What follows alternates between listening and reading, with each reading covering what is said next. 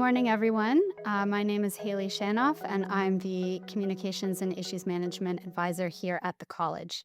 Thank you for joining us for our feature presentation today, Keep Calm and Practice On, Maintaining Professionalism in Multidisciplinary Settings, which is presented by Sue Botello.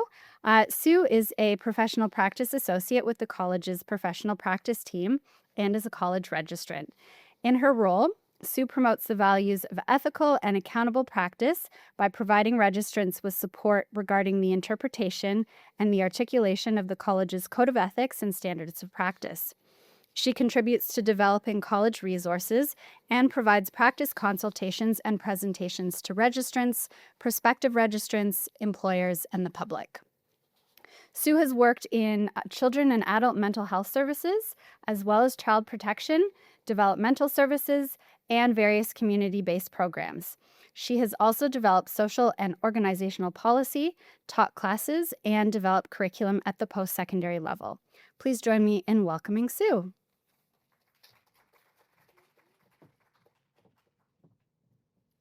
Thank you, Haley, for that nice introduction, and thank you everyone for joining us today. I'm really pleased to discuss this topic, and I know that we've had sort of a record number of people registered for today's Education Day, which is fantastic. It really goes to show that, we're speaking to what you're asking us to talk about. And so, as was mentioned earlier today, we get a lot of feedback about what our registrants want to have in terms of resources and in terms of having information to support them in their work. And certainly this was one of those, working in multidisciplinary settings. So I will go through discussing what that might look like. And I want to just confirm with you now, or let you know now, that you're going to see a few things on there that look like different scenarios. We're going to have some interaction, some audience participation, if you will. And so I'd like have everybody sort of understand, what the Mentimeter thing is coming up that we're going to talk about. Also, I'm going to go through some information in terms of our standards of practice. You might see some duplication in terms of our interpretations, what I'm going to show you. And that really goes to show that, as was again stated earlier, you have various standards of practice that will be relevant in different settings, workplace settings, depending on what you are doing in your workplace. So I'm going to talk about that as we go along. I do want to start with our, the four pillars of what we stand for at the college. I think it's important to set the stage with working in a multidisciplinary setting. So we know that our important piece, of course, is being ethical in our practice. We're behaving in a manner that is equitable, inclusive, respectful, kind, and upholds the dignity of all individuals. Also being accountable. We're serving and protecting the public by remaining responsible, responsive, and transparent. We want to be effective in all of our work, so we want to be conducting and providing service in a timely, efficient, and impactful manner. And we want to be community-centered, so collaborating with diverse perspectives, interests, and identities to ensure voices are heard, valued, included, and respected. So as we launch into our talk today, or my talk today, there's going to be a scenario. We, again, get really great feedback around the fact that our registrants liked us to go through scenarios. So we're going to go through an ethical scenario. I'm going to break it up into 3 parts. Again, developed by questions, so we get a lot of questions from to the professional practice department. In fact, I think we get about 3,500 a year or so. We get a lot of consultations that we go through. But when these things come up, we do have, some ways to guide our registrants. So today we kind of took the best of what we've heard and kind of broke it down into 3 parts. So as I mentioned, we're going to use the Mentimeter.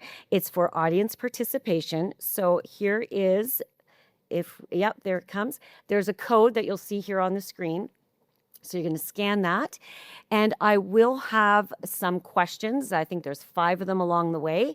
And so I'm going to get your feedback as to what you think you might do in this case, or what you think whether you agree or disagree on something. So just give everybody a few minutes to scan that code.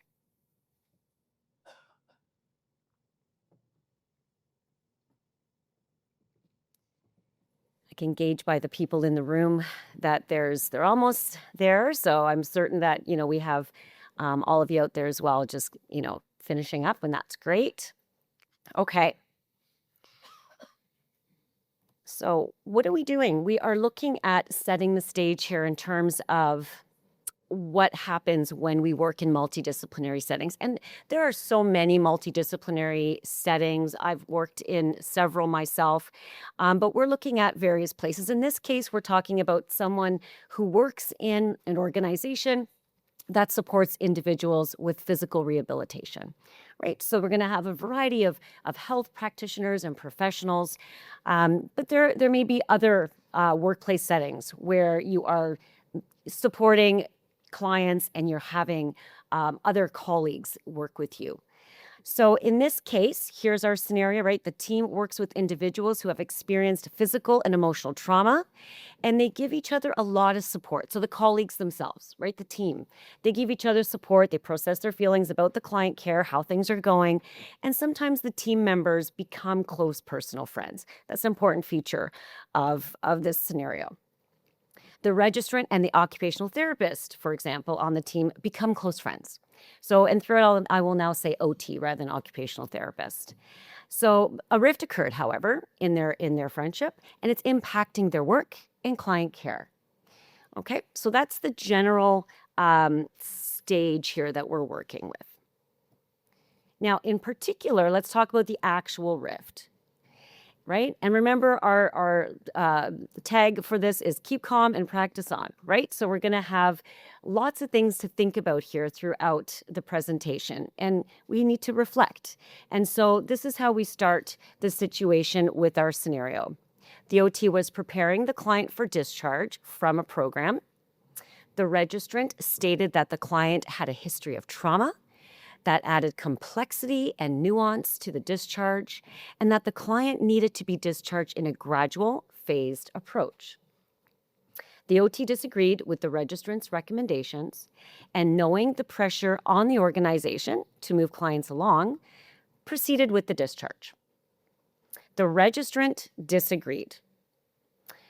So they were kind of hurt and offended by the fact that their friend disagreed with their approach and that their recommendation was not followed. So that's how the rift started. Just a small moment here to talk about dual relationships, because when we get asked at the professional practice department about dual relationships, it's typically around client and registrant in different various scenarios, right? But I think it's important and kind of helps us to think things through when we understand that even within our own organization, when we work with other people, and it's not just multidisciplinary teams, right? I just want to be clear here too, but we might also be in dual relationships. So we might, have more than a collegial relationship. We might have additional friendship time with our colleagues, after work or sharing personal information. So not that it's an official dual relationship as per the standards of practice, but it is something that may potentially impact clients. So that's just another piece to the puzzle. But I do want to stress it's not necessarily multidisciplinary, but just in general, right? When we're working with colleagues. We know that our work is tough and challenging, and we often rely on our colleagues for support. So let's talk about part one of this scenario. So the registrant asks their manager if there is a way they can lock their documentation. So there's one file, right? One client file, so that the members of the interprofessional team cannot read it. Right? Do you understand? So that registrant saying, I think I'd like my stuff that I'm recording locked to everybody else. They explain that the client has endorsed significant trauma and that not all members of the team need to know this information. They state that they need to protect client confidentiality and that other team members shouldn't have access to sensitive client information, as this could be harmful to the client. Okay? So this is the beginning of the end, maybe, right? But it certainly is a time where registrants saying, I think my stuff is really important, and I don't know if I should be sharing it with everybody on the team. So let's talk a little bit about documentation. And again, this presentation is going to be heavy on our standards, right? We need to kind of see how they provide meaning to your everyday work. So hopefully this is kind of plain language for you in terms of like understanding. I read it. I think I can recite them in my sleep at this point. But that doesn't mean that, every time that you go into a different situation or circumstance, that you're not kind of reflecting in a new way sometimes. So it's important to understand. Let's talk about the standards here throughout this presentation. And we know that documentation, we need to write it down in a recognizable form. So make sure that it's understandable. And that the reason for documentation is that ensures the continuity and quality of service. It establishes accountability for and evidence of services rendered. So it kind of keeps the timeline, or it keeps a thing, right? We know what's happened.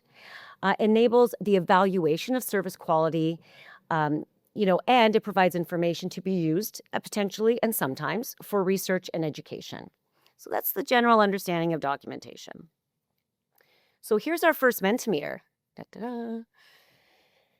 Here's what I want to ask you now that you know the purpose of documentation. And I know you do, but I'm just reminding you. Should the registrant's okay, I was going to read the question. Should the registrant's documentation be locked to the rest of the team? Oh, wow, look at that. These are great little Mentimeter bubbles. Well, thank you so much. Very engaging. I appreciate all of this. So we are seeing a large cluster. It's the only way that I can describe that. We're looking at like way over almost 85%. But there are some people who say yes. Yes, that they could potentially be locked. So that's really interesting. Right. So there's some understanding, right, that we have a need to share our information with our team members, our colleagues. There might be maybe the occasional reason, and we get this question a lot, particularly when people are in private practice and they're independent contractors. And that's something somewhat different, right? And if we want to have that discussion, we can have that discussion. Potentially, you can reach out to professional practice. But here we're working in a multidisciplinary team. So your day-to-day organization. And so the most significant way to look at this is if I'm not around, or if I'm going to be, doing something else, would somebody be able to access the information to be helpful in a team, in an organization? So we really want to make sure that there is the ability to do that. But I said there, as was the nose, there might be some exceptions. And I can't speak to all those factors, but there certainly can be.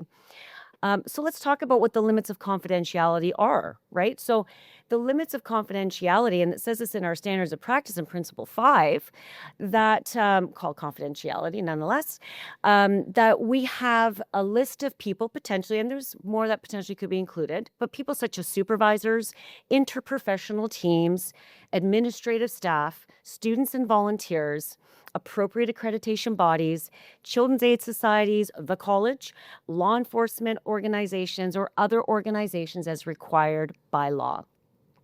So there can be conversations that you have with your client to explain who you might be sharing that information with. And I'm a huge proponent of self-determination when it comes to clients and what they share. And if we don't give them the information to say, I will share it with ABC, then we're not giving them the right really to engage in their own disclosure in the way that they want to. So it's always good to tell people, and every organization might look different. It depends on, again, the moving parts. You might also be sharing with, say, another organization if you're referring people, that type of thing. So it's not, this isn't a unique list, and it does depend on your workplace setting. The other thing I wanted to kind of indicate here is what's called the lockbox provision, found in the Personal Health Information Protection Act, so PHIPAA. And we know in that legislation that client registrants, what it basically says here, that we respect their right to withhold. And now this is actually from our standards, but it's linked to the PHIPAA, right to withhold or withdraw consent or place conditions on the disclosure of their information. Clients are permitted to make express instructions concerning allowable uses and disclosures of their personal health information. And this means that clients may request non-disclosure of their personal health information. However, there needs to be a way to lock the information, and there are rules that must be followed. And again, we often get this question, and it's an important, piece to understand, because you have to really know the law around what the lockbox piece is. And you'll notice here, there's nothing here that says, nor in the legislation, that says that a professional may request that information be locked, right? All the emphasis here is on the client. Okay. So this is where we need to know where we stand in our work, and also understanding that there might be a health information custodian that oversees your work, that actually has who determines or has the responsibility to navigate this type of thing. And also, when you are lockboxing something, that one of the pieces it tells you is, if you're going to do that and the client asks you to do that, that when you do share information, you must, according to the law, inform people that there's something there, but you can't see it. But I can't tell you about it, but it's there. So at least at the very minimum, to say, yeah, there's something that's been locked, but I can't really get into the specifics about it. Just to at least give some understanding for that person who is maybe accessing that record, that there might be a gap or a missing piece and they don't quite get it, and things feel disjointed, and that might be why. Okay. Oh, look, it's another Mentimeter. He's sneaking up on me. All right, so here I want you to rank the following risks that may be present in this scenario from high to low, right? So here's some of the questions, or here's some of the kind of issues that might exist because of this documentation dilemma. Lack of essential information available to other professionals on the team, disruption of client care, minimizing clients' self-determination, dismissing the competence of other professionals on the team, and becoming your client's only source of support. Thank you. That's wonderful. Look at this coming right up. I'll give it a few minutes.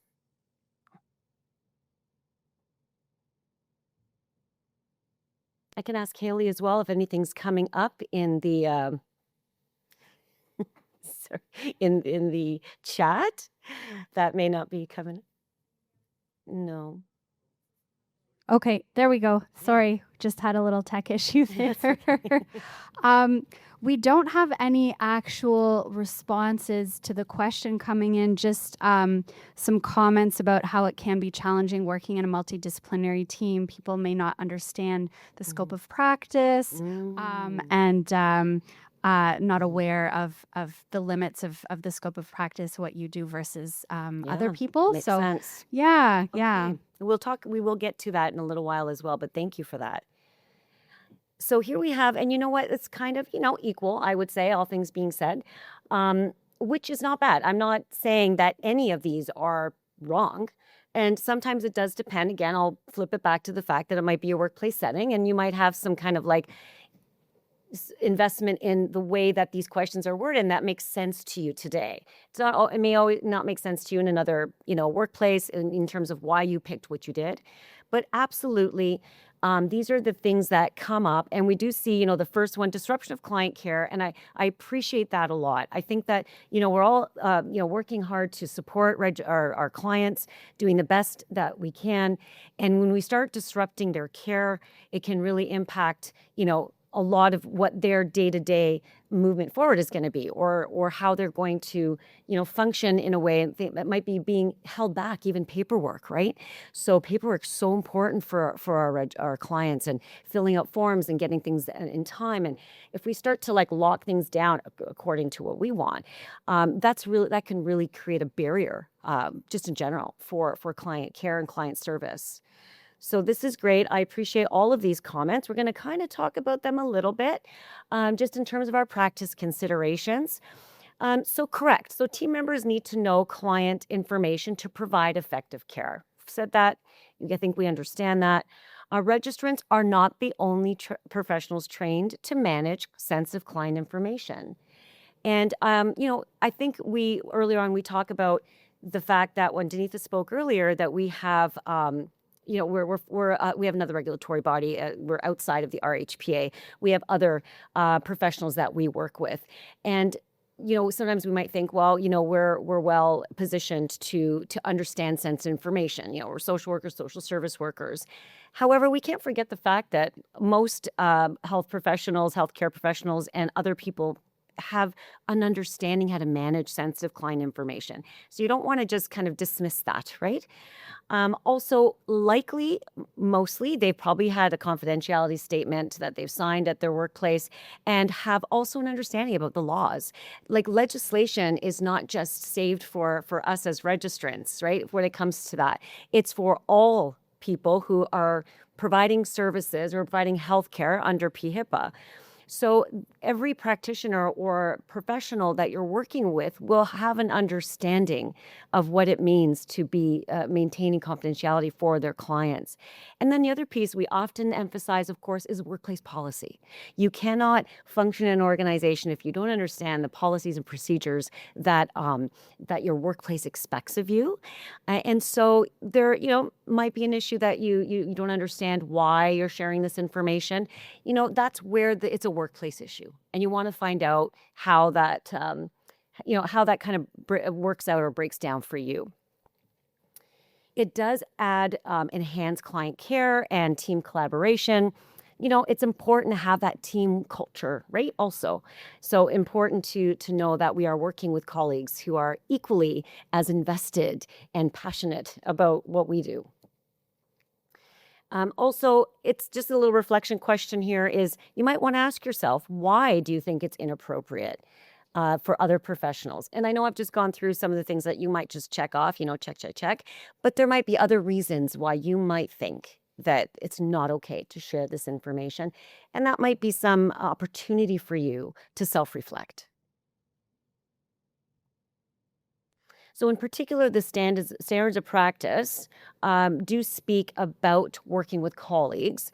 And so, and just in general, other sort of professional opinions and recommendations. But in 2.2.12, which is Principle 2, Competence and Integrity, college registrants shall avoid conduct in their social work or social service work practice, which could reasonably be perceived as reflecting negatively on the professions of social work or social service work. And then 2.2.13, college registrants shall conduct themselves professionally, behaving at all times with civility, respect, and fairness toward others, while respecting diversity of opinion and differences in perspective. Okay, so it's a time to pause and reflect and understand, why am I kind of feeling this way? What's happening within me that is causing this? The other thing is back to the Principle 4, which is documentation about the record itself. So 4.1.1, college registrants shall record information in a manner that conforms with accepted service or intervention standards. So this is what I'm talking about, potential workplace policies. And again, we get this quite a bit. We have people who, like professional practice, we have people who will say, well, I don't want to write my documentation like this, but I'm being asked to write my documentation like this. Or how do I create a client record? What does a client record look like in this setting? And we ask you, rely on your communities of practice, evidence-based work, what's worked in the past, what seems to be effective for that particular organization or community, and that's going to be what you follow. Now, there's, of course, always exceptions, and there's factors that we may not understand that is creating a little dilemma for you. And that's not, I'm not ignoring that by any means. But typically, it's important to understand that there are workplace policies and standards of documentation that have been around. And so that's what you want to use.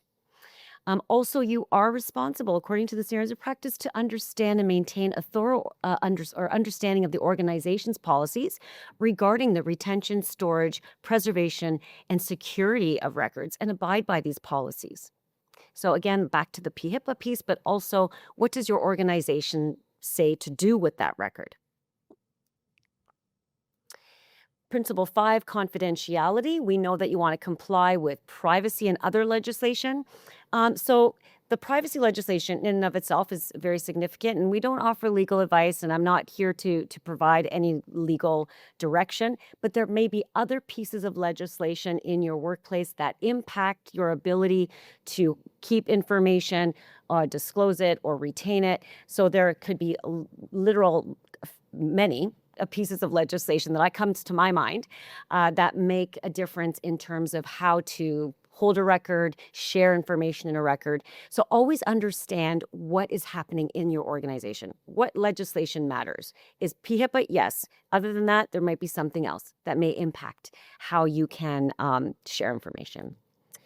And also understand that there's those limits to confidentiality. Discuss these limits with your team, group, and community. And also college registrants employed by an organization. Again, it's emphasized here in Principle 5 that we understand the organization's policies and procedures and practices related to management of client information. Okay, so that was the first scenario, or part one of the first scenario. Sorry, it's just one scenario. Part one. This is part two of this scenario. So we have somebody who says, I want to lock my documentation. I'm not happy with this. Someone says, no, I don't think so. You're going to have to, keep it going. We all kind of agree that's important in a multidisciplinary setting. Now we have the manager decide, hey, you know what? I think we're going to get the OT and the registrant to run a group together. I think that would be great. It might help mend the rift. It's the community reintegration group. It's OT focused. Key here, OT focused. So it's talking about safety, home modifications, life skills to be discussed in the group. Some of the information is outside of the registrant's competence and skill set. So to assist the OT in facilitating the group, the registrant is asked to, among other things, set up chairs and make coffee for the group members. Da-da-da. Right? Oh boy. The registrant tells their manager that their knowledge and skills are being devalued and wishes not to participate. The manager advises them that they will participate. So here we go. Got this going on. So what do we know about the scope of practice? And I appreciate there was a bit of a question earlier, and that is significant in terms of like just generally what we are to do in our work placement. So we're going to talk about that. But our scope in general, when you think about all the lists there, we have up to 10 there. We are developing, promoting, managing, administering, delivering, and evaluating human service programs, which may be done in collaboration with other professionals. Right? It's right there. Okay. And it doesn't say, specifically what that all looks like or breaks down, but it does say that we are promoting and we're delivering and we're working within these programs. And then any other activities approved by the college. And we, that is a sort of one that just should be there just only because there may be examples of things that we don't think about that you might want to ask us about in terms of what the types of activities would be considered within scope. Mentimeter number 3. How would you feel about being asked to set up and clean up? Oh, okay. This is great. Really, thank you interacting and engaging with this. This is fabulous. Mentimeter is really cool. So we have, I'll do it if I have no other choice. I don't mind. Depends on the situation. And of course, I'll do whatever is needed. Okay. That's pretty decent. I mean, there's kind of a bit of a race there for the last two. And fair enough. Because we can't speak about every situation either when we get asked questions and there's so many factors, and that's fair. But generally, we seem to have a winner, or maybe we're still going. I'll give it a few more minutes. Maybe I'm just declaring a winner.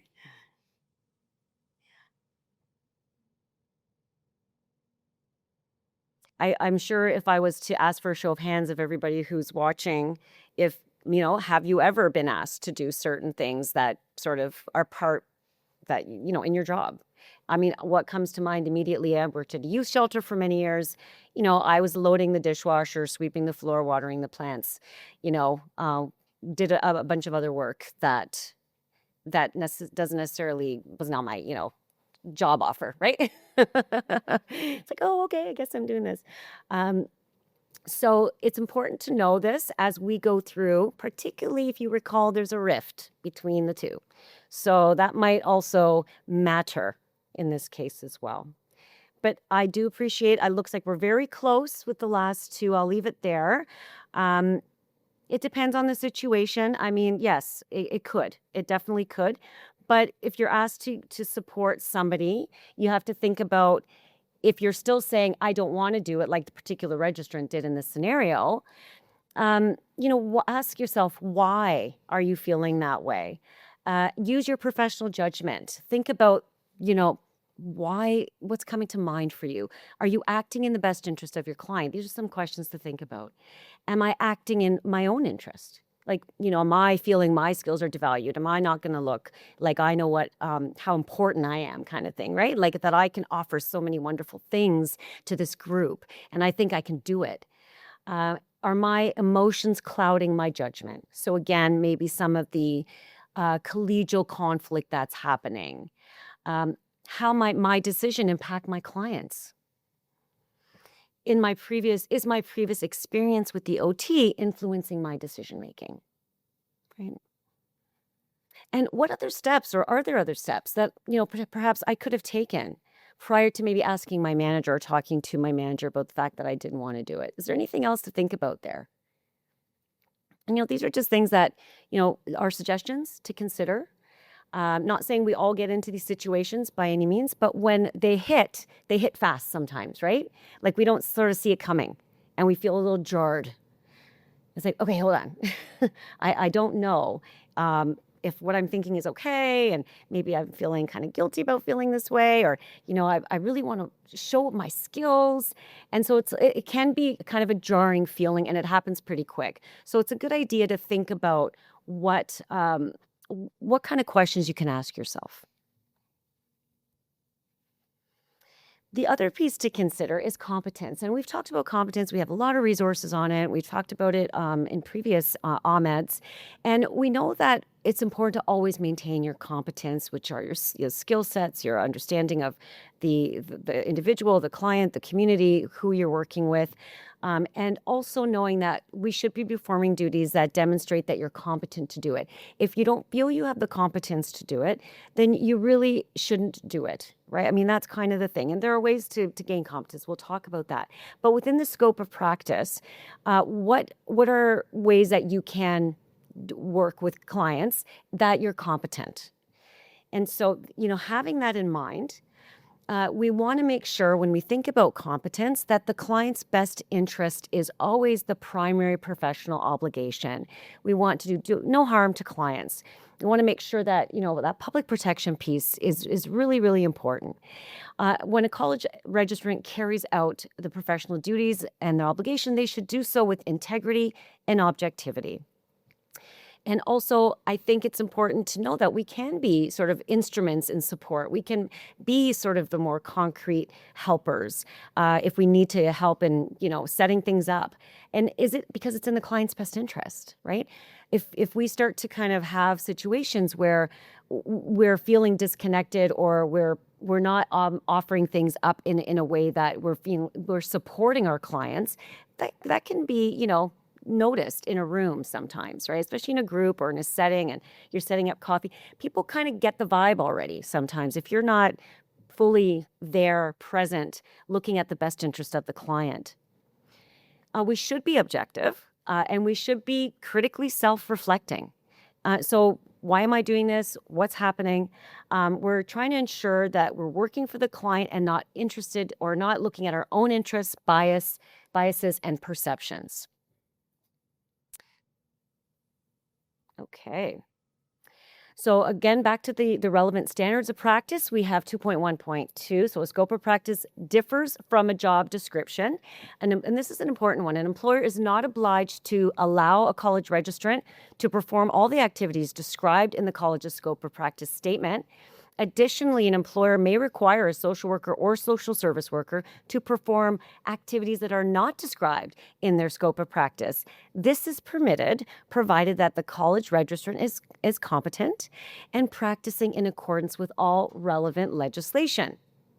So it says it right here in our standards, right? Like there are times where, you might want to do everything in your scope, but it's not in your job to do it at the moment or maybe at all.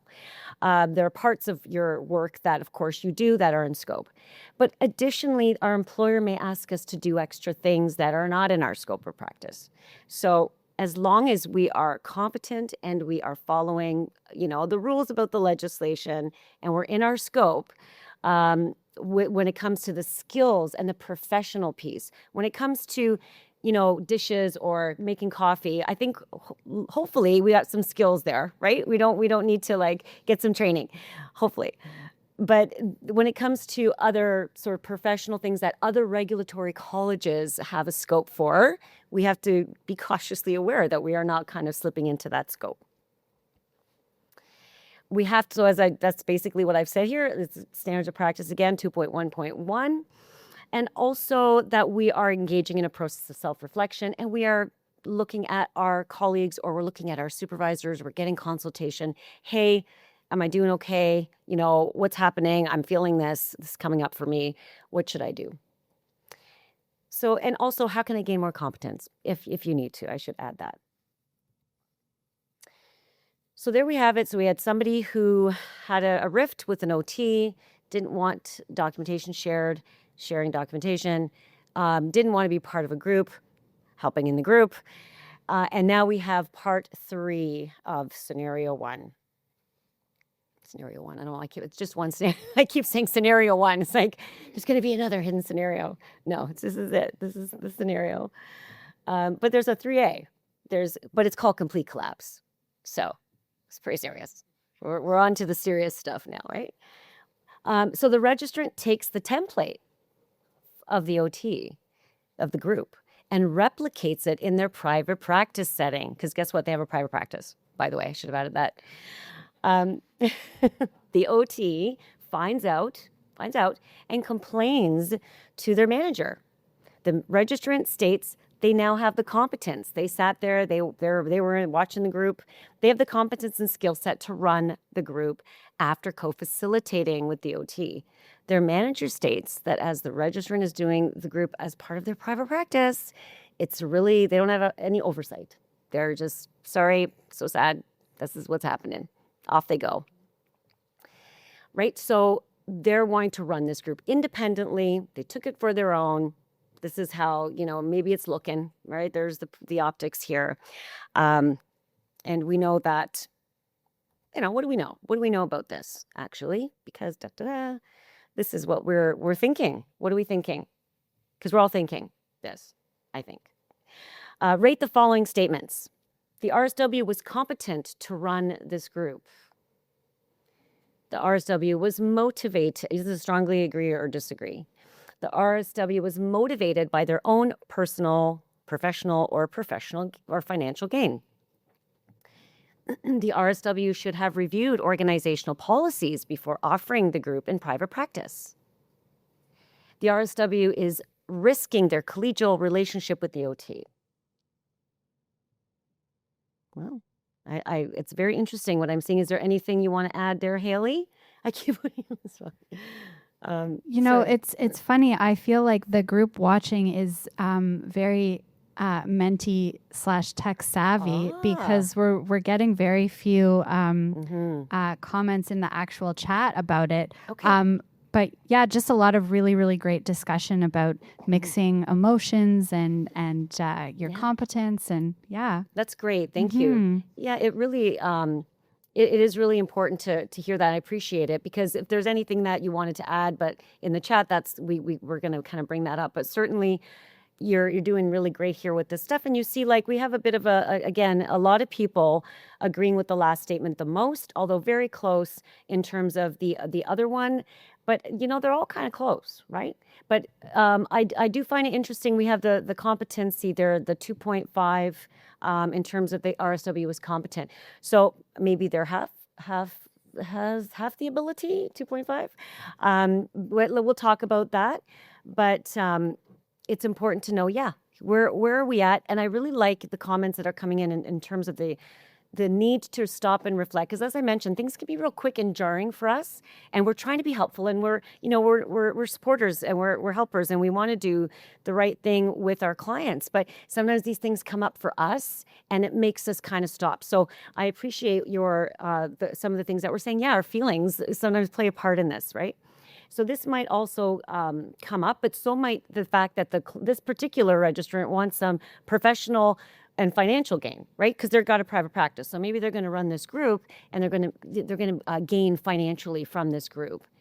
So once again, I'm going to emphasize best interest of the client. Is this in the best interest of the client, in the clients in private practice? So the people that this registrant's seeing in private practice, is this a helpful group, which is mostly OT focused, right? Also, there likely could be a conflict of interest if that OT focus group is not run for those clients in their best interest, but only for that practitioner to, have an additional resource that clients can purchase. Also, are they competent in this service? And they should be aware. Yes, there can be workplace policies that you should check if you do have a private practice, and also to know, like, what am I allowed to do? So these are things you got to kind of get your ticky box thing going and thinking about. Also, is using sort of other people's work, and particularly from another regulatory body, it's not really centered in social work and social service work bodies of knowledge and theory and education. So are you doing correct by suggesting that you can be skilled in what the OT has done? And those skills we have not developed in our social work stuff or social service work stuff. So we rely on other professionals. That's the great thing about collaboration. So we might be then putting, these kind of services to providing that we're not really benefiting anybody with. And it's also going to be complicated and awkward. And I do appreciate the last there, the response that yes, it's difficult. It will put a strain on the relationship with your colleague. So again, I'm emphasizing the best interest of the client as the primary professional obligation. That's in our code of ethics, that we show respect for the intrinsic worth of the clients. Don't just pick a group that seems to already be set and ready to go and cookie cutter and bring it on to something else that may be irrelevant. That you're carrying out your duties with integrity and objectivity. We want to make sure that we are professionally competent in what we do, and also that we are not, this last one here, engaging in another profession, occupation, affiliation, or calling that should not, that does not have, our interests that affect our clients' relationship with our clients. So we're not allowing those outside interests to affect our relationship with our clients. So just as a reminder, this is what we find in our standards of practice. Also, we know that we need to distinguish our own use as principle 1, which is a relationship with clients. And it basically says that, we need to put our own needs and interests aside, that we want to make sure that the interest remains with the client. And if those needs fall outside of what we do in our area of practice or in our scope, that we refer on to another one. We refer to another professional who has the skills, who has the ability to do that, who has the scope to do that. And if you do want to gain competence in your scope, and I want to emphasize our scope, then you want to make sure that you're going to get additional supervision, consultation. Maybe you want to tweak the group. Maybe you want to feel like you can take away some of the daily living or the life skills or the other pieces for the OT, and you want to encourage or add on to encourage other sort of social skills, or you want to encourage, other ways that the clients can benefit from a social work or social service work type of group. And you look at your evidence-based stuff for that, right? And we don't want to do things that are beyond our scope. And we know that as I mentioned already, all of our stuff has to be done sort of with credible evidence that there's a social work or social service work body of knowledge. And in our standards of practice, there's actually a list in 2.1.7 that you could look at. I won't go through them now, but you have a variety of ways that we are gaining knowledge, skills, competence And those are important as through the lens of working within social work and social service work.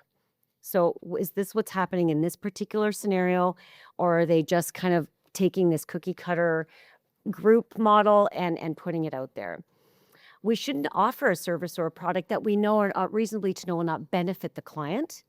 And this is principle 3, responsibility to clients. And also, we should just provide services that are relevant to the client needs and provide them in a manner that conforms with our standards. So here's the part 3B of scenario. Complete collapse. Again, it's complete collapse. But now the OT has decided they're going to complain to the College of Social Workers and Social Service Workers. And, well, okay, then the college registrant's going to complain to the College of Occupational Therapists. So that happens next. Here's a Mentimeter. I know, right? It's getting good. What are the alternatives to filing a complaint? This is actually a word cloud, I believe. So we start typing. I think, yes, there we go. Ooh, HR right up there. Like this, restorative conversation. Talking to each other, right? Communication, that seems to be already coming up. They're just like, no, I'm going to file a complaint. I didn't like what you did. So we have supervision, talking to each other. Oh, I need my glasses for this, for sure. Speak with them directly. Do repair work. Talk to your colleagues. Yes, peer counseling, direct conversation, mediation, communication, conversation, coming up the most. Great. Very, very, very good, right? Wow, there's a lot. Thank you. I can't even read them. They're so small. I really, really appreciate. I mean, it kind of starts to look really kind of colorful and nice, but we see communication really out there. So I'm sure I'm grateful for everything that you're typing in. Looks cool. It looks like a cloud. It looks like a word cloud for sure. So I'm just, I'll give it a few minutes, I suppose. I'm just careful of the time here.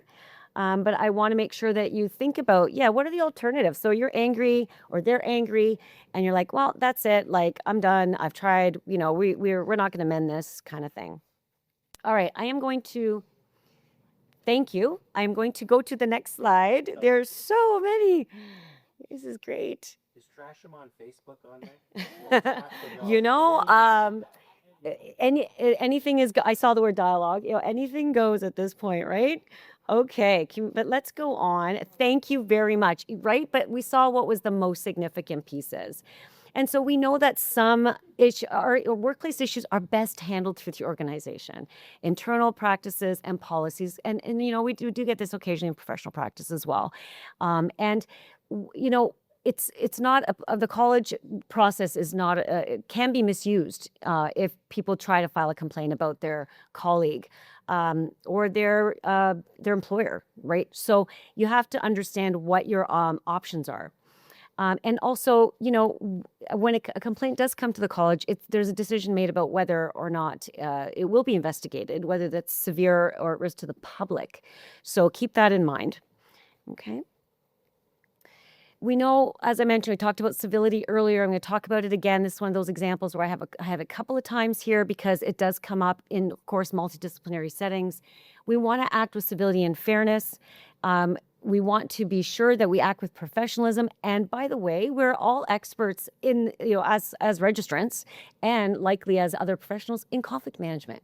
We do this for a living. Like, we know how to help people talk things through and think things through. So we need to have faith in that, right? That we're going to be okay. We got to talk about a communication. And that's important to reflect on that. Okay.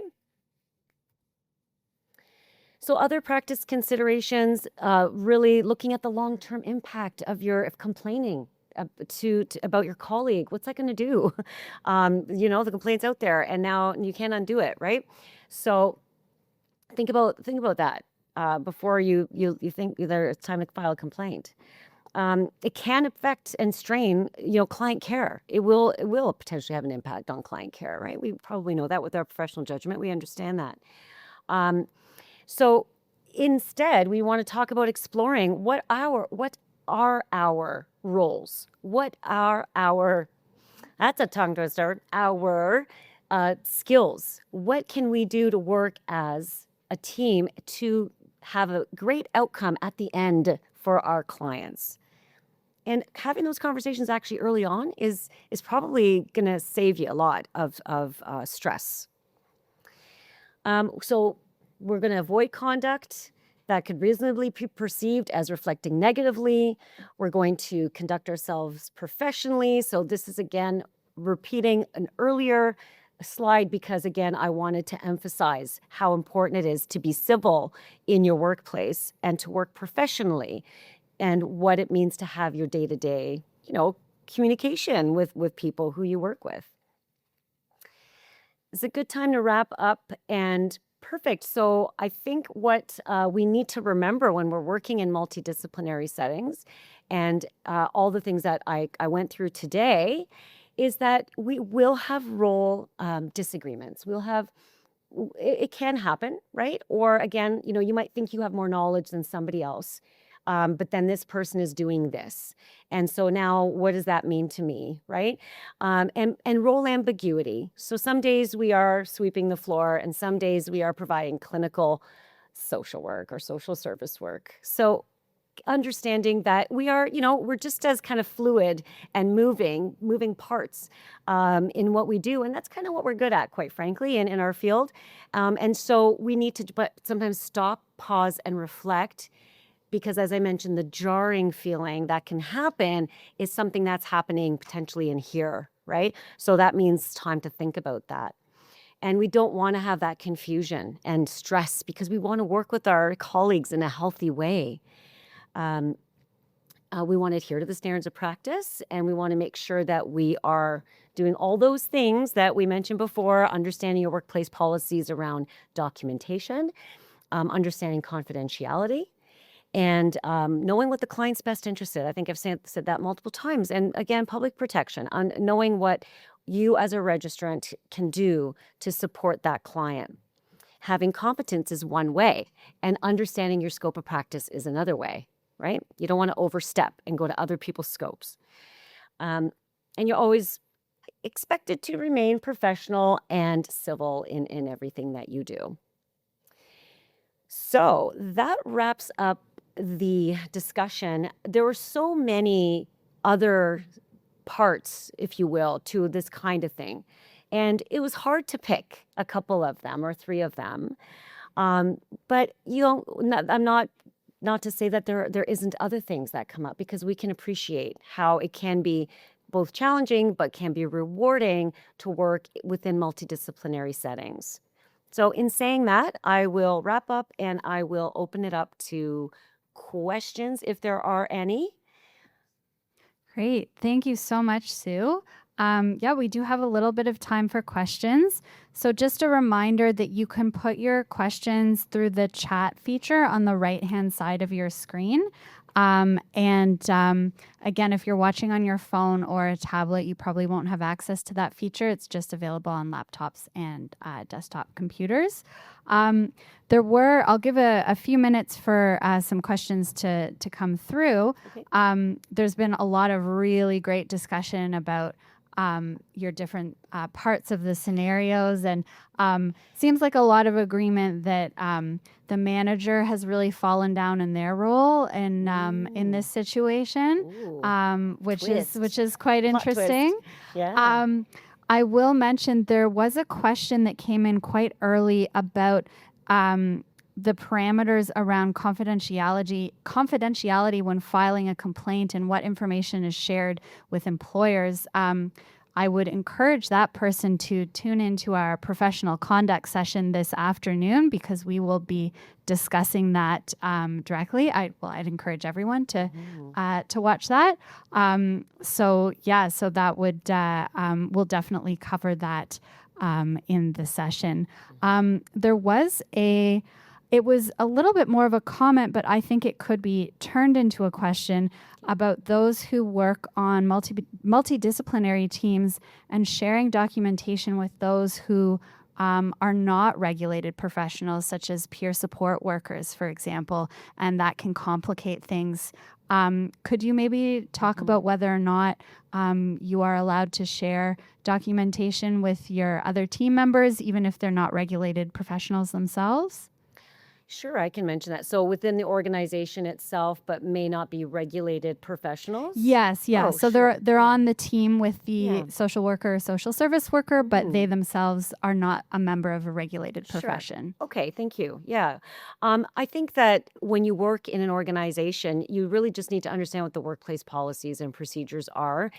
It doesn't necessarily, there's no distinction between a regulated professional and a staff person when it comes to sharing information in a record that you all have access to in your workplace. So you need to understand if there's parameters or limits to that. Otherwise, it's less of an issue if they're a regulated professional. It's more of an issue about your workplace policy. And so if it's a peer mentoring person or somebody who kind of comes in and out a few times a week and wants to take a look at the record or update the client to see what's going on with the client, it's important to inform clients, as we mentioned earlier, what some of the limits to confidentiality, because clients may have a very different understanding of what confidentiality is if you don't describe it to them. And in Principle 3, we talk about that. So we have a list of ways to make sure that you're giving them the advantages, disadvantages, that you're explaining it in a way that their capacity understands, that plain language, you're describing, when you may have to disclose information without consent. But, if you adding peer mentors or adding other people on that list, or just say the staff in general, because as I mentioned before, mostly and likely in any organization, it's happened to me every single time I worked at an organization, you sign a confidentiality statement. And you have then an obligation to keep all information that you're reviewing confidential, and you're working as a team. And, checking in with people, of course, to say, is this information, is this okay? Can I send this to maybe another organization? That might be a different discussion. But internally, likely there's going to be some understanding that you're sharing information. Doesn't necessarily mean, like, it doesn't have to be a regulated professional, if I can clarify that. Okay. Great, thank you so much. There's a lot of comments just thanking you for the presentation and saying they really enjoyed the interactive Excellent. points. So thank you so much for that. I've lost it. Hold on one sec. There was also a question about. There's a lot of questions about documentation, actually, which is quite interesting. So maybe, a topic of interest. Yeah.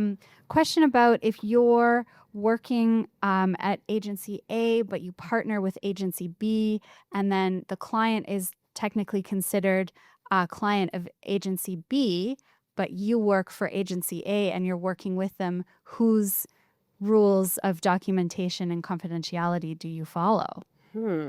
All right, you lost me at A, B, B, A, but I'm just kidding. I don't think you lost me. Just give me a minute. Yeah, no, just kidding.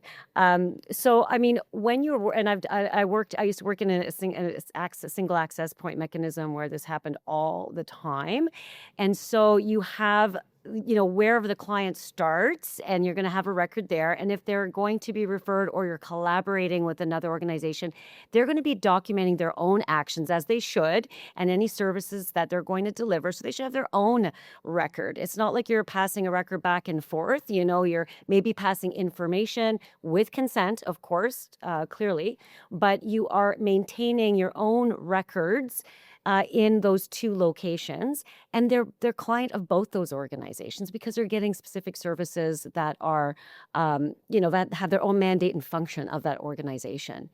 So that's, yeah, but what happens quite a bit, it's a great thing actually, like when you can work in community and help people to get access to things.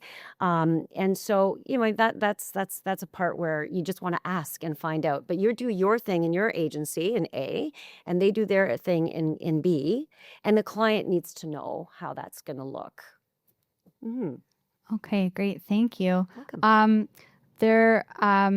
There was another question about the complaints process and how a complaint like this would be handled if it came through the college. But again, I'll just direct you to watch our professional conduct session this afternoon with our professional conduct experts, and they'll be able to sort of go through. Again, we'll be doing some different scenarios on different types of complaints that go through. But yes, Sue, do you have a? No, I will add, of course, that we have on our website also a lot of information about complaints, reports, what they mean, how to define them. And, we have in our professional practice our resources. We have information also about documentation. I should have added that before.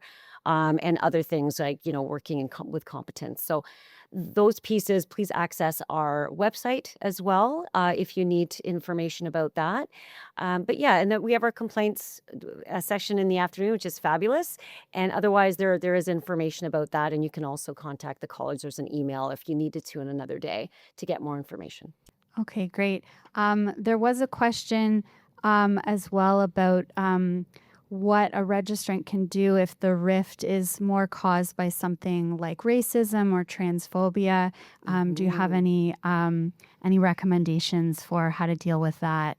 Yeah, actually, we've had some questions about that over time recently, and I think we need to understand that. And I should have actually put it on here, but it wasn't necessarily the scenario.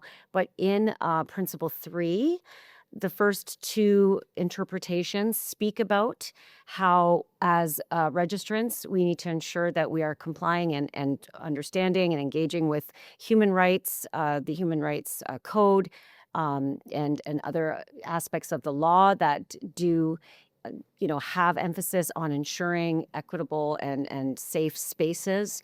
And so based on that, if you are having those issues in your workplace, there's also the Employment Standards Act, and there's other pieces of legislation that will be significant for the employer to address those issues. So it wouldn't be the college necessarily indicating, this is what you would do in this case based on our standards, except for the fact that if you feel that your colleague has disrupted your your work due to the fact that there are statements and discriminatory comments that are obviously wrong, illegal, and shouldn't be done, then if that's enough of an issue, you can contact the college simply because it's in our standards. But we would say that first you would go through like the Human Rights Commissioner, you can go through other aspects, and also your employer. So those are pieces that absolutely we want to be supportive, but there are other ways to address it internally with your employer. And if you do feel that it's becoming such that the registrant is acting in an uncivil or unprofessional way and impacts clients as well because of that type of attitude, then you want to contact the college and we can talk about it. Great, thank you. There was a question that came in a little bit earlier as well, also about documentation. And just wondering what the registrant's obligation on sharing a record would be if it seems like the request might be inappropriate, such as if a family member works on the team of the client and the family member is requesting the access to the documentation. Do you have any tips or steps that they can take in a situation that may seem a little bit inappropriate? Right. I mean, then we're kind of walking through the conflict of interest kind of discussion and dual relationship. And so, again, that's an employer responsibility to determine what is the steps they're going to take if that's a request from an employee whose family member is accessing services. And so typically, we always talk about back to the standards, the best interests of the client. So knowing that there are ways to do that, that saves and securely stores and maintains a record that should be in place. And so if somebody has no purpose or business being in that record, which again is mentioned in our standards, but also in the legislation, then they shouldn't be accessing that. And it happens in small communities. People do access services with people they know in communities that they hang with, and that all is should be recognized, of course, as that's going to happen. We're not going to change that, nor should we. But when it comes to a client who anticipates and expects that you're going to respect the services that they're accessing, and they are not going to want to share it unless they give consent. Of course, I should add that we see that happen quite a bit. But if they're just, the employer or employee is saying, "I want to see my child's record," um, there's going to be an issue in terms of privacy, and that client is what matters the most. So you'd want to find out from the client. And then what do they want to do with it? So that's an important piece too. Can they not just sit, if it's a family member, can they not sit together at some point and talk about what's happening with service delivery? So there's ways about it, but it's really important to stay vigilant about the best interest of the client. Great. Thank you so much. Mhm. There's just a lot of comments just thanking you for your presentation and saying great. it's a lot to think about, and some comments about people who are thinking about going back onto a multidisciplinary team, which That's great. yeah, so it seems like it really resonated Mhm. a lot with people. I wonder, just as we finish up, and there's a few minutes left, if anyone does have any other questions, or if I've missed any, if you want to put them again, that would be great. The comments are coming in quite fast and furious, and so it's hard Okay, I to know, hard there's a to lot. scroll There's a lot. all the That's okay. time. But if you had mentioned that we do have some resources on our website, Yes. those would be under the resource room on our website.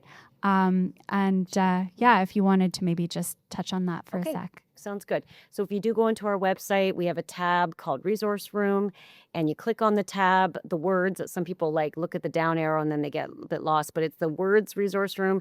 You'll see a variety of categories. Starts with Ahmed, actually, is alphabetical. Then you'll see practice resources. You click on practice resources, you'll see a variety of other categories under that.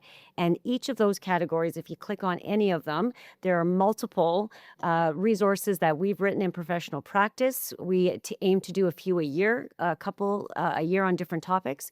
And so there's all kinds of information there. And in terms of, working in multidisciplinary teams, any of those subcategories can be relevant. And so I urge you to think about that if you are, considering going back to a multidisciplinary team, or you're in one. You can take a look at anything. We have stuff on documentation, psychotherapy, competency, conflict of interest, supervision. We have webinars.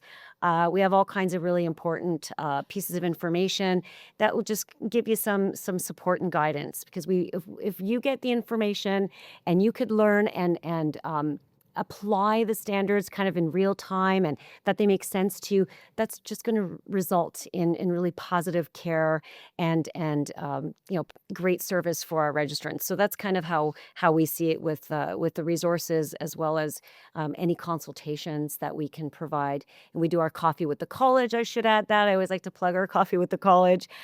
We do that once a month. People can register, and we have kind of an open forum where we answer questions that our registrants might have of us. But not in July, August, or December. But other than that, we're around for coffee with the college. Yeah, I believe the next one's on June 24th. June 24th. At noon. And you can sign up on our website. And I think perhaps one of my colleagues is putting that in the chat where you can sign fabulous. up. And one of my colleagues did also put in the resource room link, so you can access that. I'll just mention there was one question about sort of just wanting to follow up a little bit more on the comment and question about if the rift is due to racism or transphobia. You can contact our professional practice team for specific questions, and they'll have a little bit more time to go over a bit more of a fulsome response. And so you can just email your question to practice@ocswssw.org, and you'll be connected with one of our practice Indeed. people. So Yes. yeah. Yes. One of those people over there. I'm just checking. Thank you so much for putting those in the chat. And yeah, I'm not seeing anything else coming in. Oh, yeah, we do have our contact information up on that final slide for everybody. So we really appreciate you, Awesome. your session, Sue. This was so interesting, so valuable.